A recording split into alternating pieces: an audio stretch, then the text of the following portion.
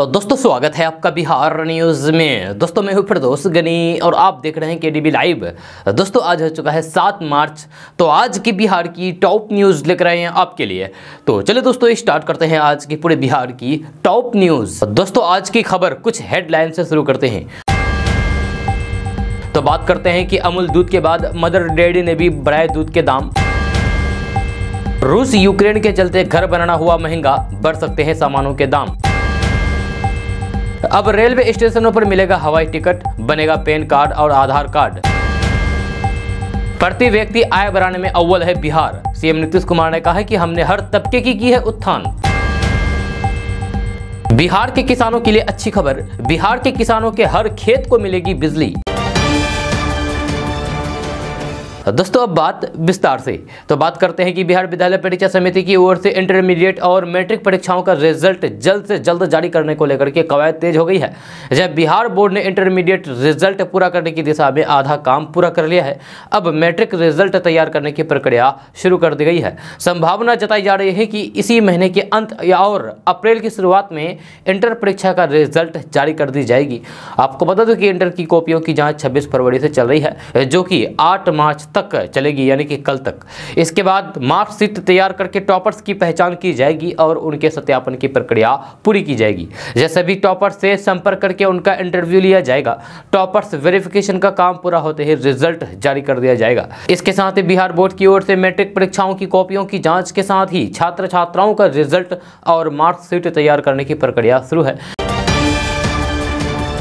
दोस्तों बात करते हैं कि बिहार के बड़े शहरों में आबादी अधिक है, परंतु मरीजों के इलाज को लेकर के अस्पताल कम है। जब बिहार के अलग अलग जिलों में सरकारी अस्पतालों की असमान व्यवस्था से मरीजों को तत्काल इलाज की सुविधा उपलब्ध कराने की जगह रेफर किए जाने वाली व्यवस्था बनी हुई है। स्वास्थ्य विभाग नए मेडिकल कॉलेज अस्पतालों की स्थापना और स्वास्थ्य क्षेत्र में आधारभूत सुविधाओं में वृद्धि की कोशिश कर रहा है, लेकिन मरीज अब भी परेशानी झेलने को मजबूर हैं। जब विभाग के अनुसार बिहार में कुल 12,338 सरकारी अस्पताल हैं। इसमें स्वास्थ्य उपकेंद्र, अतिरिक्त प्राथमिक स्वास्थ्य केंद्र, सामुदायिक स्वास्थ्य केंद्र, प्राथमिक स्वास्थ्य केंद्र, रेफरल अस्पताल, अनुमंडलीय अस्पताल, जिला अस्पताल शामिल है। जब बिहार में प्रति 10 लाख की आबादी पर 119 सरकारी अस्पताल हैं, जहां इसमें प्रति 10 लाख की आबादी पर सीतामढ़ी में 78 और दरभंगा में सबसे कम 83 अस्पताल है, जबकि पटना जैसे बड़े शहरों में मात्र 87 अस्पताल चल रहा है। जबकि इसके अलग यानी कि इसके विपरीत प्रति 10 लाख की आबादी पर शिवहर में सबसे ज्यादा 166 सरकारी अस्पताल है, जब गोपालगंज में 88 और सुपौल में 95 संस्थान चल रहा है। वहीं प्रति 10 लाख की आबादी पर जमुई में 180, शेखपुरा में 173, मधेपुरा में 158, पश्चिमी चंपारण में 155, नालंदा में 153, मुंगेर में 147, बांका में 143, भागलपुर में 144 स्वास्थ्य केंद्र चल रहा है। दोस्तों बात करते हैं कि सभी जिलों में चल रहे नल जल योजना की ऑनलाइन मॉनिटरिंग राज्य मुख्यालय से भी हो सकेगी। इसको लेकर के नल जल योजना के तहत जिलों में स्थापित IoT डिवाइस को लिंक किया जाएगा। जब किस जिले में कितनी जगहों पर पेयजल आपूर्ति बाधित रही है, इसकी प्रतिदिन की रिपोर्ट मिलती रहेगी। जब पंचायती राज और लोक स्वास्थ्य अभियंत्रण विभाग द्वारा संचालित योजनाओं की मॉनिटरिंग मुख्यालय से होगी। विभाग से मिली जानकारी के अनुसार जल्द ही जिलों की डिवाइस को मुख्यालय से लिंक कर दिया जाएगा। इस सिस्टम के अंतर्गत किसी भी वार्ड में पेयजल की आपूर्ति बाधित होती है तो फिर तत्काल उसकी जानकारी संबंधित क्षेत्र के कनीय अभियंता को दी जाएगी। अनुरक्षण नीति के तहत समय सीमा में गलती को दूर करने की मुख्य जिम्मेदारी अभियंता की होगी। सभी 1,10,000 ग्रामीण वार्डों में नियमित रूप से पेयजल की आपूर्ति होती रहे, इसी मकसद से यह व्यवस्था बनाई जा रही है। आपको बता दूं कि पंचायती राज विभाग द्वारा 58,000 वार्डों में नल जल योजना का संचालन किया जा रहा है। जब बचे हुए वार्डों में लोक स्वास्थ्य अभियंत्रण विभाग योजना का संचालन कर रहा है। जब ग्रामीण क्षेत्रों की 99% वार्डों में नल जल योजना का काम पूरा कर लिया गया है, बाकी बचे हुए कार्य चल रहा है।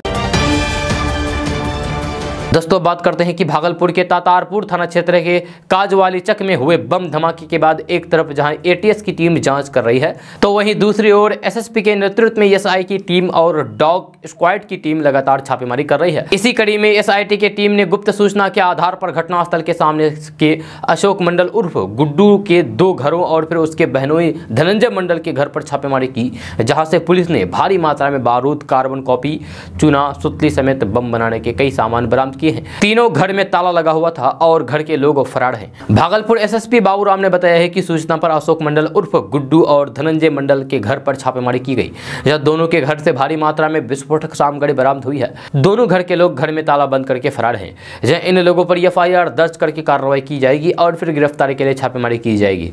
धनंजय का आपराधिक इतिहास भी रहा है। दोस्तों बात करते हैं कि घर परिवार छोड़कर देश के अलग अलग शहरों, जिलों और फिर राज्यों में खाने कमाने के लिए जाने वाले लोग आमतौर पर त्योहारों के समय पर ही अपने घर को लौटते हैं। इस साल 18 मार्च को होली मनाई जाएगी। ऐसे में जो लोग अपने घर परिवार से दूर दूसरे शहरों में नौकरी कर रहे हैं, वे होली के मौके पर अपने घर लौटने की तैयारी में जुटे हुए हैं। त्यौहार के मौके पर ट्रेनों में कन्फर्म सीट मिलने में काफ़ी दिक्कतें होती है। इसीलिए भारतीय रेल त्योहारों को ध्यान में रखकर के कई स्पेशल ट्रेनें चलाती है। इसी कड़ी में भारतीय रेल होली के मौके पर यात्रियों की सुविधा को ध्यान में रखते हुए कई होली स्पेशल ट्रेनों का संचालन कर रही है। भारतीय रेल का उत्तर रेलवे जोन भी यात्रियों को कंफर्म सीट देने के लिए कई होली स्पेशल ट्रेनें चला रहा है। दोस्तों बात करते हैं कि प्रधानमंत्री नरेंद्र मोदी 11 और 12 मार्च को गुजरात का दौरा करेंगे। इस दौरान प्रधानमंत्री नरेंद्र मोदी गांव, तालुका और जिला पंचायतों के निर्वाचित प्रतिनिधियों की एक जनसभा को संबोधित करेंगे और कई अन्य कार्यक्रमों में भी भाग लेंगे। जैसे शनिवार को एक वरिष्ठ अधिकारी ने प्रधानमंत्री नरेंद्र मोदी के दौरे की जानकारी दी। अधिकारी ने बताया है कि 11 मार्च को JMDC ग्राउंड में सामूहिक रैली का आयोजन होगा, जहाँ रैली में 1 लाख से ज्यादा लोगों के भाग लेने की संभावना है। प्रधानमंत्री 12 मार्च को गुजरात खेल प्राधिकरण द्वारा सरदार पटेल स्टेडियम में आयोजित खेल महाकुंभ में भाग लेंगे। इस मेगा खेल आयोजन में गांव, तालुका और जिला स्तर के युवा हिस्सा लेंगे। दोस्तों बात करते हैं कि कांग्रेस के पूर्व अध्यक्ष राहुल गांधी ने पेट्रोल डीजल की बढ़ती कीमतों को लेकर के मोदी सरकार पर तंज कसा है। राहुल गांधी ने कहा है कि अभी जो राहत मिल रही है वह भाजपा सरकार का चुनावी ऑफर है और अब चुनाव खत्म हो रहे हैं, इसलिए तेल की कीमतों में कमी का ये ऑफर भी खत्म हो जाएगा। राहुल गांधी ने ट्वीट करते हुए लिखा है कि फटाफट पेट्रोल टैंक फुल करवा लीजिए, मोदी सरकार का चुनावी ऑफर खत्म होने जा रहा है। आपको बता दूं कि देश में आखिरी बार 4 नवंबर 2021 को फ्यूल के भाव में बदलाव हुआ था। उस दिन के बाद से आज तक के एक बार भी ईंधन के भाव में कोई उतार चढ़ाव नहीं हुआ है। यह जानकारों का मानना है कि 7 मार्च के बाद देश भर में पेट्रोल और डीजल की कीमतें बढ़ना शुरू हो जाएगी। इसी वजह से राहुल गांधी ने पीएम मोदी पर तेल की कीमतों को लेकर के तंज कसा है। आपको बता दूं कि देश में आखिरी बार 4 नवंबर 2021 को फ्यूल के भाव में बदलाव हुआ था, जहां उस दिन के बाद से आज तक एक बार भी ईंधन के भाव में कोई भी उतार चढ़ाव नहीं हुआ है। जहां जानकारों का मानना है कि 7 मार्च के बाद देश भर में पेट्रोल और डीजल की कीमतें बढ़ना शुरू हो जाएगी। दोस्तों बात करते हैं कि अमूल के बाद अब मदर डेयरी ने भी दूध की कीमतें बढ़ा दी है। जहां समाचार एजेंसी ANI की रिपोर्ट्स के मुताबिक दिल्ली NCR में अब ग्राहकों को मदर डेयरी के 1 लीटर दूध के लिए 2 रुपये अधिक चुकाने होंगे। दूध की बड़ी कीमतें 6 मार्च 2022 से लागू हो गई है। जहां कीमतों में बढ़ोतरी के पीछे कंपनी ने लागत बढ़ने का हवाला दिया है। जहां कंपनी की ओर से कहा गया है कि किसानों ने दाम बढ़ा दिए हैं। जहां पैकेजिंग, सामग्री और ईंधन की कीमतों में भी बढ़ोतरी हुई है, जिससे लागत में इजाफा हुआ है। जहां कंपनी की ओर से कहा गया है कि लागत बढ़ने से समानांतर दूध की कीमतें भी बढ़ानी पड़ रही है। जब नई कीमतें दूध के सभी वेरिएंट पर लागू होगी। कंपनी ने कहा है कि बीते 6 महीने से इनपुट कॉस्ट में लगातार बढ़ोतरी देखी जा रही है, जब फिर भी हमने उपभोक्ताओं के लिए कीमतें स्थिर रखी है। कंपनी की ओर से दिल्ली NCR के अलावा देश के अन्य हिस्सों में भी कीमतों में बढ़ोतरी के संकेत मिले हैं। कंपनी ने कहा है कि हरियाणा, पश्चिमी UP और उत्तराखंड में भी दूध की कीमतों को लेकर के समीक्षा की जा रही है।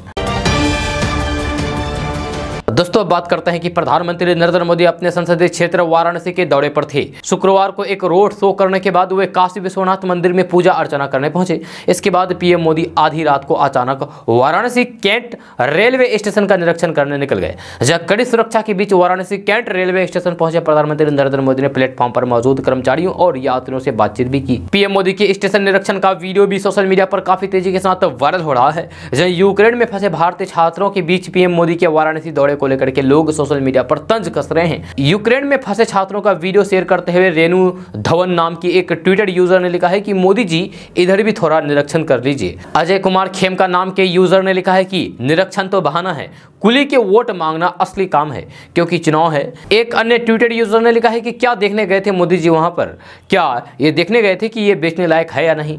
राजीव रंजन नाम के ट्विटर यूजर ने लिखा है कि चुनाव प्रचार के लिए मोदी जी के सारे देश के एक जरूरी काम छोड़कर वाराणसी में 3 से डेरा डाले हुए हैं। क्या वाकई में भाजपा हार रही है। दोस्तों बात करते हैं कि यूक्रेन और रूस के बीच जंग के हालात में फंसे भारतीय छात्रों द्वारा कथित तौर पर उनकी निकासी के बदले शौचालय साफ कराने की मीडिया रिपोर्ट्स को कांग्रेस के पूर्व अध्यक्ष राहुल गांधी ने पूरे देश का अपमान करार दिया है। जहां कांग्रेस सांसद राहुल गांधी ने कहा है कि मजबूर छात्रों के साथ ऐसा शर्मनाक बर्ताव पूरे देश का अपमान है। उन्होंने कहा है कि ऑपरेशन गंगा के इस कड़वे सच ने केंद्र की मोदी सरकार का असली चेहरा दिखाया है। दरअसल यूक्रेन से वापस आई एक भारतीय छात्रा ने इंडियन एम्बेसी के अधिकारियों पर एक ऐसा ही गंभीर इल्जाम लगाया है। बिहार के सहरसा की निवासी प्रतिभा विनिस्तिया ने कहा है कि रोमानिया के लोगों ने हमारी काफी सहायता की है, जो रुकने की जगह दी और भरपेट खाना खिलाया, लेकिन रोमानिया में हमें जो इंडियन एम्बेसी के लोग मिले और उन्होंने हमसे बेहद गंदा व्यवहार किया। उन्होंने हमें ऑफर दिया है कि जो बाथरूम साफ करेगा हम उसे पहले भारत ले जाएंगे और अन्य लोगों को बाद में। दोस्तों बात करते हैं कि नालंदा पुलिस ने एटीएम लूट कांड का खुलासा किया है। बिहार थाना क्षेत्र के गरपड़े इलाके में स्थित बैंक ऑफ बड़ौदा के एटीएम को अपराधियों ने निशाना बनाया था। जहां शुक्रवार की शाम को बदमाशों ने एटीएम से 33 लाख रुपए लूट लिए थे और मौके से फरार हो गए थे। जहां इस घटना से इलाके में हरकत मचा हुआ था। इस पूरे मामले की जांच में जुटी पुलिस ने त्वरित कार्रवाई करते हुए लूट कांड में शामिल 4 बदमाशों को धर दबोचा और उनके पास से 31,78,000 रुपए बरामद किया। दोस्तों बात करते हैं कि पीएम मोदी हाल ही में बनारस गए थे, जहां पर उन्होंने रैली भी निकाली। इस रैली के दौरान उनके सिर पर लाल टोपी लगी थी, जो कि भू समाजवादी पार्टी वालों की टोपी लग रही थी। हालांकि ये सपा वाली टोपी नहीं बल्कि गहरी पीली टोपी थी, जो रात के अंधेरे में सुर्ख लाल या फिर यानी कि समाजवादी पार्टी की टोपी की तरह लग रही थी। पीएम मोदी के बनारस में एक गाड़ी पर खड़े होकर के पानी पीने और चाय पीने की तस्वीर जबरदस्त वायरल हो रही है। उत्तर प्रदेश चुनाव की वजह से पीएम मोदी हाल ही में बनारस गए थे। यहाँ पीएम मोदी ने थरी पर जाकर के बनारसी पान खाया। इतना ही नहीं बल्कि पीएम मोदी ने थरी पर जाकर के चाय भी पी। दोस्तों बात करते हैं कि बिहार सरकार और मुख्यमंत्री नीतीश कुमार की कार्यशैली पर सवाल उठाते हुए राजद के प्रदेश अध्यक्ष जगदानंद सिंह ने शनिवार को सीएम नीतीश कुमार के खिलाफ तीखी बयानबाजी की। उन्होंने कहा कि मुख्यमंत्री नीतीश कुमार को ज्ञान की कमी है और न ही वे पढ़ते लिखते नहीं हैं। जहां सीएम नीतीश कुमार को कमजोर मुख्यमंत्री बताते हुए जगदानंद सिंह ने कहा कि अपने भ्रष्टाचारी अधिकारियों को साथ में रख करके नीतीश कुमार अपने कैबिनेट को सुपर कैबिनेट बनाते हैं। उन्होंने बिहार सरकार के बजट पर भी सवाल उठाते हुए कहा कि 2 सालों से मुख्यमंत्री नीतीश कुमार ने बजट पर परिणाम बजट क्यों नहीं पेश किया। यह अफसरशाही को लेकर के उन्होंने कहा कि जो सत्तापक्ष के लोग कह रहे हैं कि वे जनता की आवाज़ हैं, नीतीश चुनिंदा अफसर को पार्टी में लेकर के सुपर कैबिनेट बनाते हैं। जहां उन्होंने कहा कि बिहार में जिस तरीके से अफसरशाही बेलगाम है, अब विधायक सवाल उठा रहे हैं, जब विधानसभा के अंदर के अधिकारी मंत्री को भी जवाब नहीं देते हैं, वहीं सीधा मुख्यमंत्री नीतीश कुमार को जवाब देते हैं। अधिकारी कहीं ना कहीं मुख्यमंत्री नीतीश कुमार से डरते हैं और मुख्यमंत्री के डर से और मुख्यमंत्री के आदेश से ये अधिकारी मंत्री और विधायकों के साथ भी इस तरीके का व्यवहार करते हैं। तो दोस्तों बात करते हैं कि यूपी की एक चुनावी सभा में एआईएमआईएम प्रमुख असदुद्दीन ओवैसी ने एक वाकये का जिक्र करते हुए बीजेपी पर तीखा हमला बोला है। उन्होंने कहा कि जब वे चौथी बार सांसद बने तो फिर किस तरह से बीजेपी के सांसदों ने उनकी टांग खिंचाई करने की कोशिश की थी, लेकिन उन्होंने अपने मुंह तोड़ जवाब दिया। ओवैसी ने बताया है कि जब 2019 में सांसद बनने के बाद वे अपना सर्टिफिकेट लेने गए तो फिर बीजेपी के 300 एमपी नारा लगाने लगे, लेकिन मैंने भी जय भीम का नारा लगा करके जवाब दिया तो बीजेपी की नेता सन्न रह गए। जब बाद में वे पूछने लगे कि ये तुम्हारे दिमाग में कैसे आया, तो मेरा जवाब था कि बाबा साहेब भीमराव अंबेडकर मेरे दिमाग में नहीं बल्कि मेरे दिल में है। उनका कहना था कि वे मजलूम और कमजोरों को ताकतवर बनाना चाहते हैं, यही उनके जीवन का मकसद है। दोस्तों बात करते हैं कि दुनिया की किसी भी टेक्नोलॉजी के मुकाबले में भारतीयों की जुगाड़ पद्धति का कोई भी मुकाबला नहीं है। जो सोशल मीडिया पर भी जुगाड़ और टेक्नोलॉजी से जुड़े एक से एक वीडियो वायरल होते रहते हैं। कई लोग तो जुगाड़ से कुछ ऐसा कर जाते हैं जिसे देखने के बाद बड़े बड़े इंजीनियर भी हैरान रह जाते हैं। ये जुगाड़ सबको पसंद आते हैं और जो काम करना होता है वो भी हो जाता है। कई बार तो जुगाड़ से ऐसे काम भी कर लेते हैं जिसकी आप कल्पना भी नहीं कर सकते हैं। अब वायरल हो रही इस तस्वीर को ही देख लीजिए, जिसे देखने के बाद आप भी समझ जाएंगे कि जुगाड़ के मामले में भारत का कोई सानी नहीं है। वैसे देखा जाए तो हर किसी का काम उसके लिए मुश्किल ही होता है, लेकिन अगर देखा जाए तो फिर सबसे ज्यादा मुश्किल और मेहनत वाला काम करने की आती है तो मजदूरों का नाम सबसे मुश्किल होता है। जहाँ इनका काम और मेहनत के बारे में सोचकर ही लोगों के पसीने छूट जाते हैं, क्योंकि दिन भर घर से दूर रहकर कड़ी धूप और कड़ाके की ठंड में भी लगातार काम करते हैं। जहाँ वायरल हो रही तस्वीरों को आप देख सकते हैं कि मजदूरों ने घर बनाने के लिए ट्रॉली को क्रेन से लटका कर रखा है और उसी ट्रॉली पर खड़े होकर के दीवार बना रहे हैं। जब वायरल हो रही इस तस्वीर को ट्विटर पर आईपीएस अधिकारी दीपांशु काबरा ने ट्विटर पर शेयर किया है, जिसके बाद उन्होंने कैप्शन में लिखा है कि भारतीयों का कोई मुकाबला नहीं। दोस्तों अब बात करते हैं कि रूस और यूक्रेन के बीच हो रहे युद्ध का असर पर बाजार पर पड़ने लगा है। इस संकट की वजह से स्टील और लोहा की कीमतों में तेजी से उछाल आया है। पिछले 9 दिनों में 17 से 20% तक लोहे के भाव में बढ़ोतरी हुई है। इस संकट की वजह से स्टील और लोहा की कीमतों में तेजी से उछाल आया है। इस युद्ध से पहले 60 रुपये प्रति किलो बिकने वाला लोकल सरिया अब 70 रुपये प्रति किलो बिक रहा है। इसके अलावा ब्रांडेड सरिया की कीमत 63 रुपये किलो से बढ़कर के 75 रुपये प्रति किलो हो गई है। वहीं स्टील के लिए कच्ची सामग्री पिग आयरन के दाम में भी 5000 रुपये प्रति टन की बढ़ोतरी हुई है। इस संकट से पहले पिग आयरन की कीमत 47,000 रुपये प्रति टन थी और अब वह 52,000 रुपये टन। स्पंज आयरन 35,000 रुपये टन से बढ़कर के 40,000 टन और गिलेट 50,000 टन से बढ़कर के 55,000 टन बिक रहा है। इन बढ़ती हुई कीमतों का असर गाड़ियों पर भी पड़ रहा है। बिहार में लोहा कारोबारियों की मांग के अनुसार लोहे की चैनल और गार्डर की खपत लगभग 5,000 टन, स्टील सीट की खपत लगभग 15,000 टन प्रति महीने है। यहाँ की फैक्ट्रियों में 1 लाख टन उत्पादन होता है, जबकि जरूरत का 1 लाख टन बंगाल और झारखंड से आता है। मांग को लेकर के कारोबारियों का कहना है कि युद्ध की वजह से कच्चे माल पर इसका कोई भी असर नहीं पड़ा है, लेकिन अफवाहों की वजह से कच्चे माल की कीमतों में उछाल आ रहा है, जिस वजह से लोहे के दाम में बढ़ोतरी हो रही है। दोस्तों बात करते हैं कि पूर्णिया में समाज सुधार अभियान के तहत नीतीश कुमार अपने पूरे मंत्रिमंडल के साथ पूर्णिया के इंदिरा गांधी स्टेडियम शनिवार को दोपहर पहुंचे, जहां यहां पर 1000 जीविका दीदियों को संबोधित किया। जहां कार्यक्रम प्रारंभ होने से पहले जीविका दीदियों तथा स्थानीय कलाकारों द्वारा शराबबंदी, बाल विवाह तथा दहेज प्रथा पर लोकगीतों की प्रस्तुति दी गई, जिसे काफी लोगों ने सराहा। अपने संबोधन में सीएम नीतीश कुमार ने कहा कि जीविका में महिलाओं का उत्थान हो रहा है, ये स्पष्ट दिखाई दे रहा है। जीविका समूह एक ऐसा समूह बन गया है जिससे गांव-गांव की महिलाएं अपने उत्थान में लगी हुई है तथा उनके बाद बच्चों तथा परिवार का भरण पोषण अच्छे और संस्कारों से परिपूर्ण हो रहा है। जहां हमारे समाज की सबसे बड़ी बीमारी है बाल विवाह, दहेज प्रथा तथा शराब का प्रचलन। अगर हम इसे दूर कर लेते हैं तो फिर हमारी समाज सुधार अभियान यात्रा सफल होगी। बिहार की एनडीए सरकार के सभी अंग इन सारी चीजों पर लगातार काम कर रही है। इसमें जीविका दीदियों का बहुत बड़ा सहयोग है।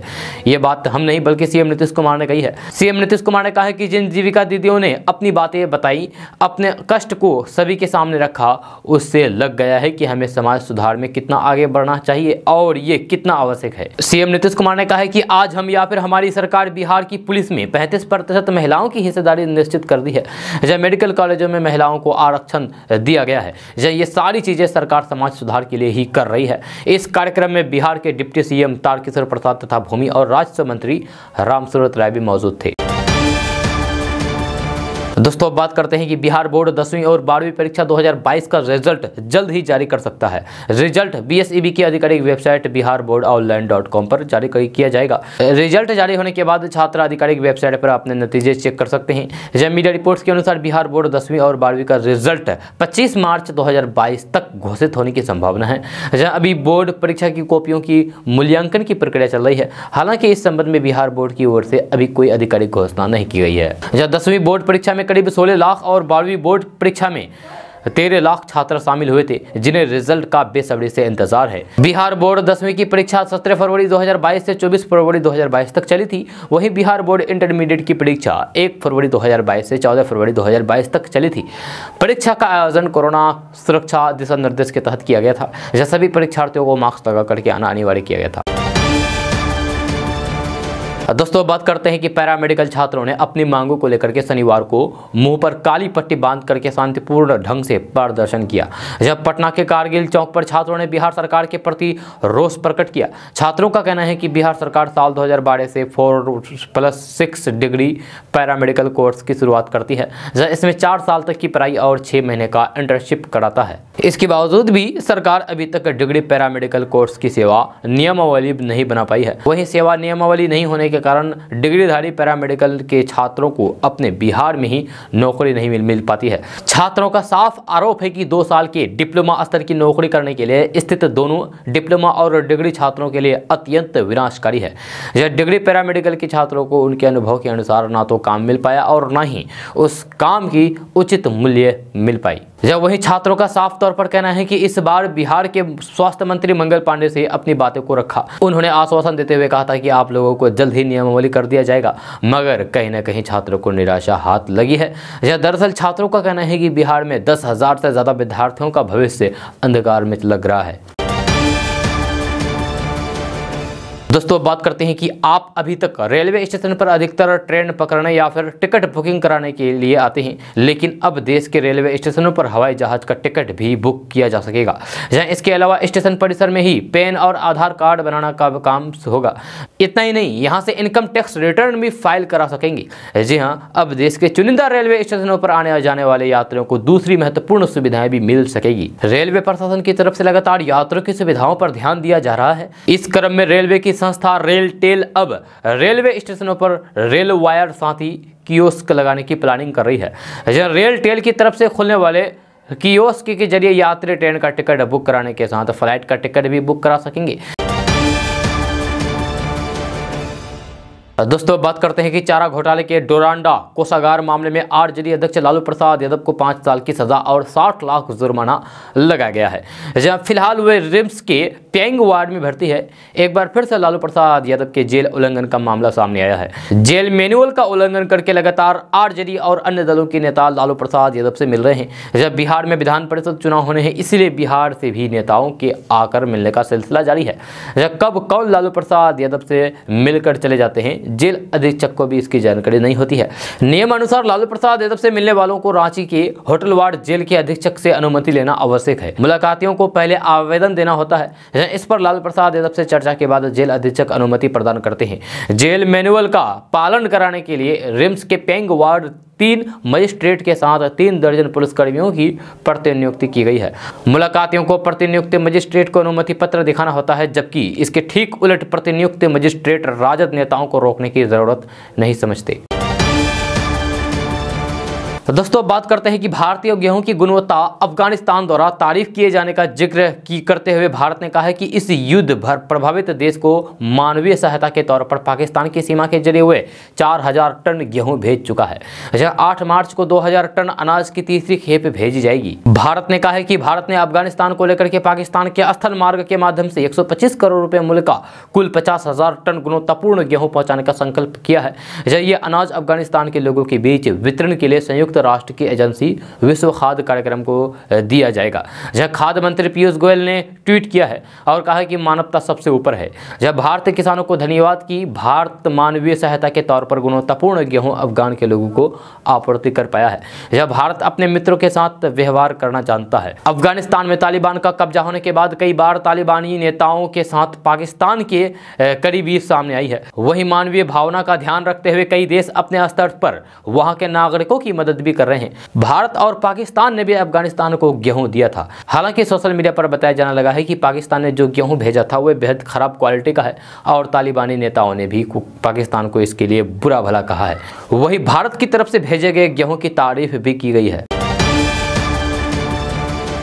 दोस्तों बात करते हैं कि मुख्यमंत्री नीतीश कुमार ने कहा है कि प्रति व्यक्ति आय बढ़ाने में बिहार देश में अव्वल प्रदेश है। जब बिहार के प्रति व्यक्ति आय में प्रति वर्ष जितना इजाफा हो रहा है उतना देश में कहीं भी नहीं हो पा रहा है। जहां उन्होंने कहा है कि हमने राज्य के हर तबके के उत्थान के लिए काम किया है। जनता की सेवा करना ही हमारा धर्म है। जब साल 2005 से इस काम में लगा हूँ। बिहार में जल्द उद्योग भी बढ़ेगा, इसके लिए हर जरूरी काम किए हुए हैं। जहाँ एक भी काम को हमने नहीं छोड़ा है। मुख्यमंत्री नीतीश कुमार ने शनिवार को समाज सुधार अभियान के तहत पूर्णिया के इंदिरा गांधी स्टेडियम जीविका दीदियों को संबोधित कर रहे थे। उन्होंने कहा कि साल 2011 से ही शराबबंदी के पक्ष में अभियान चलाना हमने शुरू किया था। अप्रैल 2016 में इसे बहनों की मांग पर लागू किया। उन्होंने कहा कि शराब पीने के पक्षधर कुछ लोग मेरे खिलाफ बोलते रहते हैं, वे खुद को ज्यादा काबिल समझते हैं। जो लोग बापों की बातों और विश्व स्वास्थ्य संगठन की रिपोर्ट को नहीं मानते हैं, वे अपने साथ देश दुनिया को बर्बाद कर देंगे। जो शराब के पक्ष में बोलेगा वे गलत ही होगा। शराब पीने से 200 तरह की बीमारियां होती है। शराब बीमार कर देता है और अंत में आपकी जान ले लेता है। यह शराबबंदी से बिहार में महिला हिंसा में कमी आई है। यह आपसी झगड़े कम हुए हैं। शराब पीने वाले आत्महत्या तक करते हैं। शराब के कारण 27% सड़क दुर्घटना होती है। उन्होंने कहा कि समाज सुधार कार्यक्रम अभियान नहीं बल्कि अभियान का हिस्सा है। यह इस अभियान को निरंतर जारी रखा है। उन्होंने समाज में प्रेम और भाईचारा बनाए रखने की अपील करते हुए कहा है कि बिहार सबसे पौराणिक राज्य है, ये सबका है। जात पात को लेकर के विवाद पैदा न करें, प्रेम और भाईचारा का वातावरण बनाएं। मुख्यमंत्री नीतीश कुमार ने नशा मुक्ति, दहेज प्रथा एवं बाल विवाह उन्मूलन को लेकर भी लोगों को जागरूक किया है। दोस्तों बात करते हैं कि हर खेत को सिंचाई के लिए बिजली कनेक्शन उपलब्ध कराए जाने की योजना इस साल के ऊर्जा बजट का प्रमुख हिस्सा होगा। 7 निश्चय के तहत तय की गई योजना में सरकार आगे बढ़ेगी। वर्तमान में 84,000 कनेक्शन, 2,20,000 अलग अलग योजना से हर खेत तक बिजली योजना के तहत अब तक 84,000 किसानों को बिजली महकमा उनके खेत तक बिजली कनेक्शन पहुंचा चुका है। इसके अलावा 2,20,000 किसानों को मुख्यमंत्री कृषि विद्युत संबंधित योजना से बिजली कनेक्शन मिला है। बिजली कंपनियों के आला अधिकारियों का कहना है कि उनके पास ये डाटा बैंक की है कि 7,50,000 किसानों को हर खेत तक बिजली पहुंचाना है। इस हिसाब से उन्हें अधिकतर 4 से 5 लाख नए कृषि विद्युत कनेक्शन पर काम करना है। इस 5 लाख में 1 लाख कनेक्शन उस आंकड़े के तहत भी जुड़ा है कि 3 साल में 1 लाख तक नई मांग सामने आ सकती है। बिजली कंपनी का यह फीडबैक है कि वर्तमान में एक किसान के कृषि कनेक्शन से कई किसान अपना पाइप जोड़ करके खेत पटा सकते हैं। ऐसे में आने वाले समय में कृषि कनेक्शन के लिए मांग बढ़नी तय है। जिस इलाके के खेत तक बिजली का कनेक्शन नहीं है, वहां विद्युत उपकेंद्र से कनेक्शन ले जाने पर अधिकतम 2 लाख रुपए का खर्च आता है। दोस्तों अब बात करते हैं कि आम जनता के लिए राहत की खबर है कि हर दिन बढ़ती महंगाई के बीच खाने वाले तेल की कीमतों में गिरावट देखने को मिली है।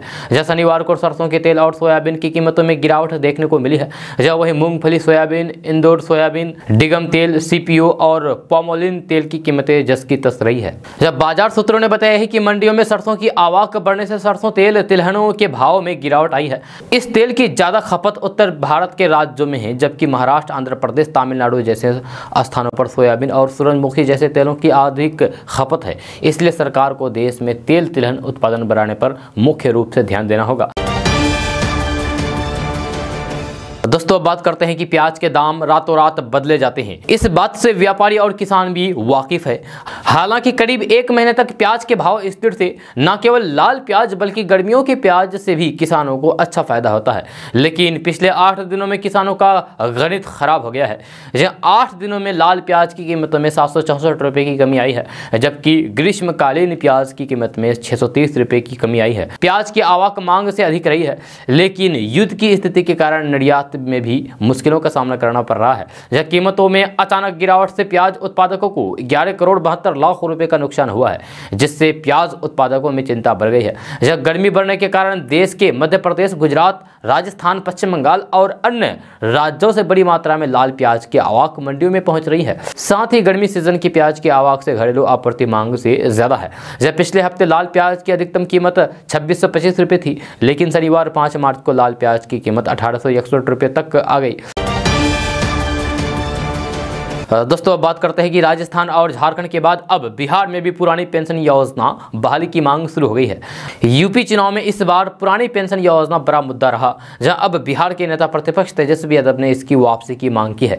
तेजस्वी यादव की इस मांग से 1.5 लाख के करीब कर्मचारियों की लंबे समय से चली आ रही मांग को समर्थन मिल गया है। आरजेडी इसी का राजनीतिक रूप से फायदा चाहती है। यही कारण है कि पार्टी की तरफ से इसको लेकर के आवाज उठने लगी है। अब अगर नीतीश सरकार इस तरफ अपने कदम बढ़ाती है और राज्य में पुरानी पेंशन स्कीम बहाल करती है, तो फिर राज्य के 1,50,000 सरकारी कर्मचारियों को तत्काल इसका फायदा मिलेगा। इतना ही नहीं, संविदा पर काम कर रहे 5 लाख कर्मचारियों के हाथ भी सरकार पर दबाव बनाने का मौका मिल पाएगा। आपको बता दूं कि बिहार में लंबे समय से शिक्षक संघ और अन्य कर्मचारी यूनियन इस योजना को फिर से लागू करने की मांग कर रहे हैं। आपको बता दूं कि देश में 1 अप्रैल 2004 से ही सरकारी कर्मचारियों के लिए पुरानी पेंशन स्कीम को बंद कर दिया गया था। इसकी जगह नई राष्ट्रीय पेंशन योजना लागू की गई थी। इसका मतलब यह है कि साल 2004 के बाद जिन्होंने सरकारी नौकरी ज्वाइन की है, उन्हें रिटायरमेंट के बाद ना तो पहले की तरह पेंशन मिलेगा और ना ही सरकार की तरफ से कोई सुविधा। दोस्तों बात करते हैं कि उत्तर प्रदेश समेत 5 राज्यों में चुनाव के नतीजे से एन पहले एआईएमआईएम चीफ असदुद्दीन ओवैसी ने बड़ा दावा किया है। उन्होंने कहा है कि पेट्रोल और डीजल के दाम 7 मार्च या फिर 10 मार्च के बाद बढ़ा दिए जाएंगे। यह सरकार इसके पीछे यूक्रेन विवाद का हवाला दे देगी, क्योंकि उनके लोग तो लंबी बातें छोड़ते हैं। एक चुनावी रैली में उन्होंने इसी मसले पर भारतीय जनता पार्टी यानी कि बीजेपी के भक्तों से सवाल दागा है कि क्या उनकी गाड़ी में पेट्रोल मोदी डाल रहे हैं। ओवैसी के बयान के मुताबिक पेट्रोल और डीजल की कीमतें आसमान छू रही है। एक बात याद रखना कि 7 तारीख की रात में या फिर 10 मार्च की सुबह आप देखेंगे कि पेट्रोल और डीजल के दाम में वृद्धि होगी। ये कीमतों में इजाफा कर देंगे। बोलेंगे कि यूक्रेन में ऐसा हुआ है, कुछ भी लंबी लंबी छोड़ देते हैं, बहाना बना देते हैं कि ऐसा हुआ। पर बेचारे बीजेपी भक्त कहेंगे कि नहीं, मोदी जी ने सही किया। अबे तेरी गाड़ी में पेट्रोल क्या मोदी जी डाल रहा है या फिर गरीब अपने पैसे से डाल रहा है? इस बीच कांग्रेस के पूर्व अध्यक्ष राहुल गांधी ने भी 5 राज्यों में विधानसभा चुनाव के दौरान पेट्रोल डीजल के दाम न बढ़ाने को लेकर के केंद्र सरकार पर तंज कसा है। जब शनिवार को उन्होंने कहा है कि लोगों को अपनी गाड़ी का टैंक फुल करवा लेना चाहिए क्योंकि मोदी सरकार का चुनावी ऑफर खत्म होने जा रहा है। हालांकि कुछ रोज पहले ही केंद्रीय रक्षा मंत्री राजनाथ सिंह ने एक चुनावी जनसभा में संकेत दे दिया था कि आगे पेट्रोल और डीजल के दामों पर असर पड़ सकता है। उन्होंने कहा था कि रूस यूक्रेन की लड़ाई अगर आगे बढ़ जाती है तब संकट और गहरा होगा। मैं पहले ही बता रहा हूं कि संकट और गहरा जाएगा। तेल गैस अधिकांश देशों को रूस से आता है। दोस्तों, बात करते हैं कि बैंक में सरकारी नौकरी करने के इच्छुकों के लिए बेहतरीन खबर सामने आई है। पंजाब नेशनल बैंक ने चपरासी के पदों पर भर्ती को लेकर के अधिसूचना जारी की है, जिसके अनुसार 12वीं पास कर चुके युवा इस भर्ती के लिए आवेदन कर सकते हैं। जब भर्ती अभियान के तहत चपरासी के 21 पदों को भरा जाना है। अभियान में चयनित अभ्यर्थियों को चंपारण की अलग अलग शाखाओं में नियुक्त किया जाएगा। इन पदों के लिए आवेदन करने की इच्छुक उम्मीदवार आधिकारिक वेबसाइट www.pnbindia.com पर जाकर के आवेदन कर सकते हैं। अभ्यर्थी आखिरी तारीख 21 मार्च 2022 तक इन पदों के लिए आवेदन कर सकते हैं, यानी कि अप्लाई कर सकते हैं। चपरासी के पदों के लिए आवेदन करने वाले अभ्यर्थियों के पास 12वीं पास का प्रमाण पत्र होना चाहिए।